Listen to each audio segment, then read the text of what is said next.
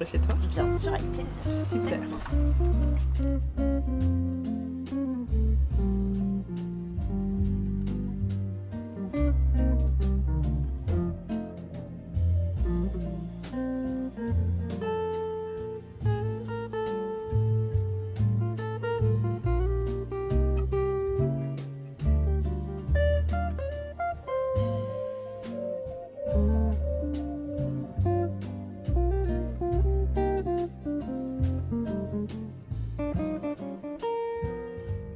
En 3 mots, qui Oui. je suis Esther, 37 ans, double culture, Mhm. française béninoise, ou béninoise française, vous le prenez comme vous voulez, dans le sens que vous voulez.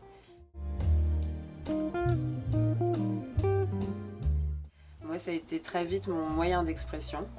Je ne sais pas dessiner, je ne sais pas chanter, je ne sais pas danser, mais je sais écrire. Et oui, j'ai beaucoup lu quand j'étais petite. Enfin, déjà en primaire, ma matière préférée c'était le français, la rédaction, etc. Je partais un peu dans tous les sens. J'ai beaucoup écrit. Alors ça, je pense que ça vient de ma mère qui est toujours une fan de lecture. Entre ces bibliothèques qui regorgeaient d'Agatha Christie, tous les bouquins, Amadou Ampateba, etc. Donc j'ai vu ça défiler tout le temps depuis que je suis petite. Et je me suis vraiment, comment dire, j'ai pris une maison d'édition en affection qui s'appelle Cascade, et dedans il y avait un bouquin dont je me rappelle très bien qui s'appelle Mystère au chocolat. Donc c'est mon premier roman. Je me rappelle très bien quand j'étais petite me dépêcher de rentrer de l'école pour m'asseoir, parce qu'on habitait dans un pavillon avec une cheminée, et les soirs d'hiver je squattais le fauteuil en face du feu de cheminée, je lisais mon bouquin jusqu'à ce que mon père arrive et me dégage du fauteuil Pour pas là-bas. récupérer sa place. C'est ça, Ok. que j'avais bien réchauffé. Et ce bouquin, il me faisait voyager, me transporter. Je ne faisais qu'imaginer tout plein d'histoires. Et du coup, je me suis mis en tête d'écrire mon premier roman. Donc, bien évidemment, je ne l'ai jamais achevé. Mais en fait, c'est à partir de là que j'ai commencé à écrire. Et en 4e, je me rappelle, première boom, mes parents m'avaient donné l'autorisation de faire une boom et j'avais eu un cadeau. C'était un journal intime, mon premier journal intime en 4e. Et C'est le truc qui change toute une vie. toute une vie. Et voilà. Et je peux dire qu'aujourd'hui, je gratte encore, mais c'est un exutoire de folie. Voilà, quand on est triste, on écrit. Alors j'ai remarqué que j'étais beaucoup plus créative quand j'étais un peu dans le down. Mais ça te permet de sortir tout ce que tu as à sortir, comme si c'était le papier qui souffrait après à ta place. Exactement. Et voilà, ça fait un bien fou. Donc depuis, j'ai jamais lâché. Toujours j'écris. Je crois que je suis la seule qui milite pour le retour des échanges, comment on appelle ça déjà, les échanges pas postaux mais épistolaires. Voilà. Enfin, moi je suis trop pour... On est deux parce que autant Internet, ça fait du bien, les réseaux, tout ça, écrire, lire à travers, ok. Parce que la preuve, aujourd'hui, je suis face à toi, on ne se serait peut-être jamais rencontrés sans. Mais le cahier, le stylo, l'odeur de l'encre, le bruit du papier, Exactement. le fait de le déchirer pour recommencer.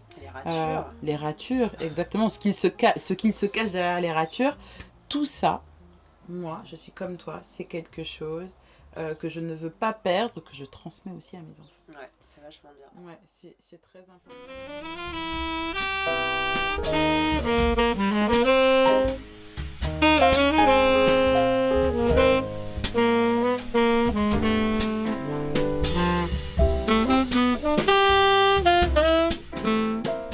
Il y a beaucoup de pièces que tout le monde peut s'acheter chez Ikea, etc. Le goût du vintage, alors ça vient aussi il y a très très longtemps. Je pense qu'au début ça a été plutôt imposé, parce que quand on aime, ça a commencé par les vêtements, quand on aime les vêtements qu'on n'a pas forcément de l'argent, et le choix qui se présente à nous, c'est la fripe. Voilà. Donc, moi j'ai commencé à la fac quand j'étais boursière, donc pas beaucoup de thunes et pas forcément envie de demander à mes parents de leur infliger ça. Et du coup, non, je crois que j'étais même plus jeune, j'étais au lycée parce que c'était ma soeur qui était à la fac et c'est elle qui a commencé, qui m'a engrainée à aller chez Guérissol.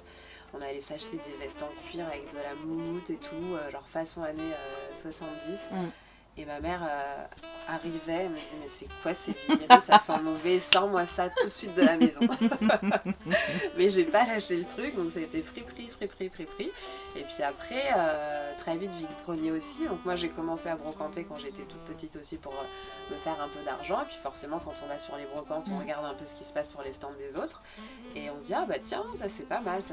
Donc j'ai commencé aussi à acheter pas mal de vieilleries.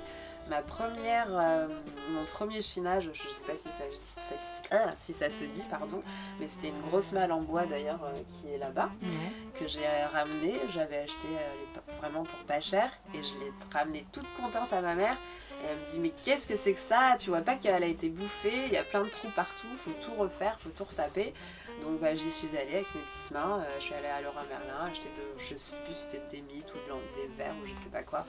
Bref, pour la retaper. Sinon, c'est des mythes, parce que moi j'en ai eu aussi, c'était des mythes qu'il y avait à l'intérieur.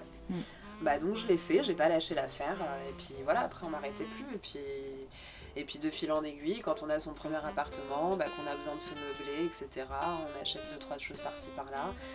Et ça, plus le fait d'être hyper nostalgique d'une certaine période, d'être une accumulatrice, etc., aimer en fait le mix des choses, forcément on va vers la Chine. Je regarde pour la vaisselle aussi, c'est pareil. Enfin, moi, j'aime pas avoir un service complètement fait de A à Z.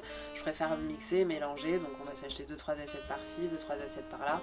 Et quand c'est quelque chose d'époque qui te parle, qui a un vécu, et je trouve ça beaucoup plus vivant que quelque chose qu'un service que tu aurais été acheté tout simplement chez Alinea ou je sais pas, ou n'importe où, quoi.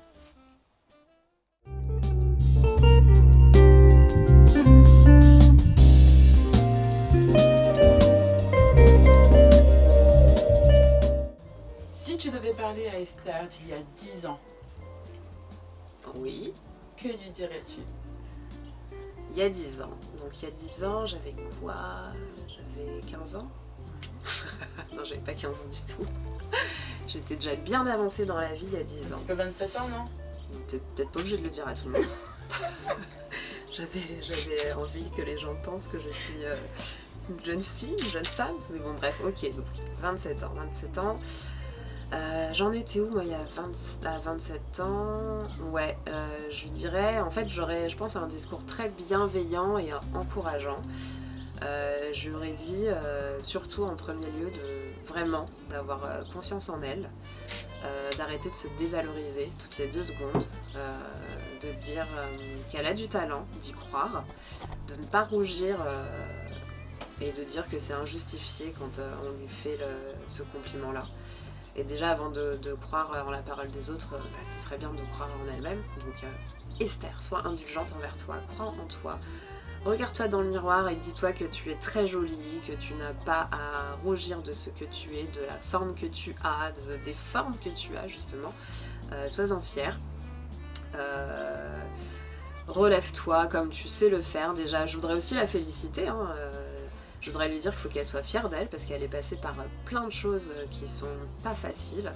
Pour une seule personne, ça fait beaucoup. La Esther de 27 ans, dis-toi qu'il va encore t'arriver des choses, mais tu vas te relever. Donc crois toujours en l'avenir, crois au futur, crois en toi, crois en tes proches, crois en ta famille, crois en Dieu. Parce que ça aussi, c'est un parcours semé d'embûches. À 37 ans, je n'ai toujours pas fini, mais je suis en bonne voie. J'ai tellement de choses à lui dire en fait à cette jeune fille complètement perdue et qui a pas du tout confiance en elle. Ouais, je pense que c'est surtout ça, c'est arrête de t'auto-flageller, arrête d'être dur, arrête de penser que tu ne mérites pas telle chose, que tu n'es pas légitime à occuper telle place. Tout ça, t'y as droit et puis tu mérites. Donc Esther, t'aimes-toi. Aimons-nous. Waouh, super.